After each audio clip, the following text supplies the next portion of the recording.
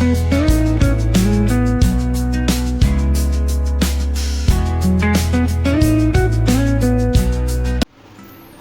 આપણે મોરૈયો લઈ લીધો છે. આમાં ઝીણો મોરૈયો, મોટો મોરૈયો ગમે તે ચાલે. અને આપણે ફરાળી ઇડલી બનાવી છે, એટલે ટૂંકમાં ફરાળી લોટ બનાવવો છે. એમાંથી ઢોકળા, ઇડલી, હાંડવો ગમે તે થઈ શકે છે. જો આપણે હવે આમાં એક માપ સેટ કર્યું છે. મોટો વાટકો લીધો છે મેં, એટલે વાટકો લ્યો, વાટકી લ્યો કે જે લ્યો, એનું માપ રાખવાનું કે 2 વાટકા લ્યો એટલે અડધો વાટકો સામે, 2 વાટકા સામો અને અડધો વાટકો સાબુદાણા. જો આ મેં માપ સેટ કર્યું છે. હવે આ સામાનનો લોટ કર્યો છે અને આ સાબુદાણાનો કર્યો છે. હવે આપણે એ બંને મિક્સ કરી દઈશું. હવે આ ખાટી છાશ જોતા પૂરતી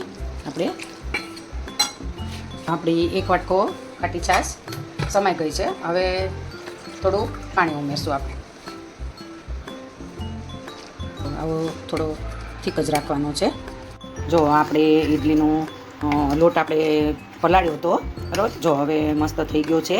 એમાં એ અડધી ચમચી આપણે સોડાકાર નાખી અને 1 ઘૂંટા જેટલું પાણી નાખી અને એને કરી લીધું છે. જો મસ્ત થઈ ગયો છે. જો આવી એની ઓલી રાખવાની છે, આવું ખીરું રાખવાનું છે. જો હવે આપણે એને ઇડલી સ્ટેન્ડમાં ભરશું. જો આવું રાખવાનું છે, બહુ જાડું નહીં અને બહુ પતલું નહીં. આપણે ઇડલીનું રૂટીન ઇડલીનું જેવું રાખે ને એવું જ રાખવાનું છે. અહીંયા જો ગરમ થઈ ગયું છે અને આપણે હવે ઇડલી સ્ટેન્ડ મૂકી દઈશું એમાં.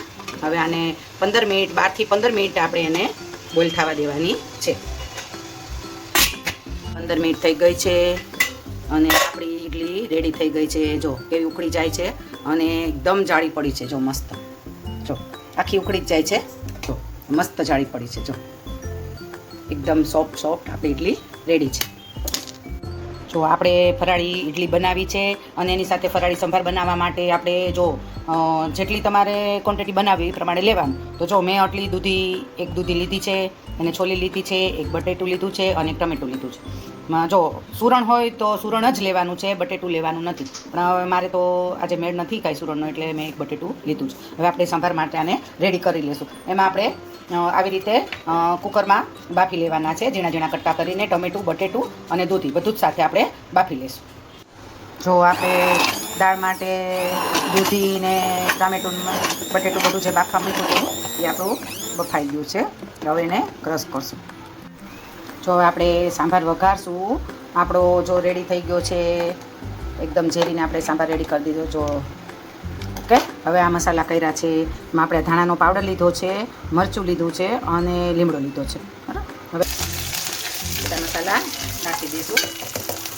થોડી વાર તેલમાં ધીમા ગેસે એને સોતણી દઈશું. આમાં વઘારમાં જીરું મૂકવું હોય, તલ મૂકવું હોય તોય મૂકી શકો છો, પણ આમાં તો પ્લેન સંભાર ભાવે છે. એમાં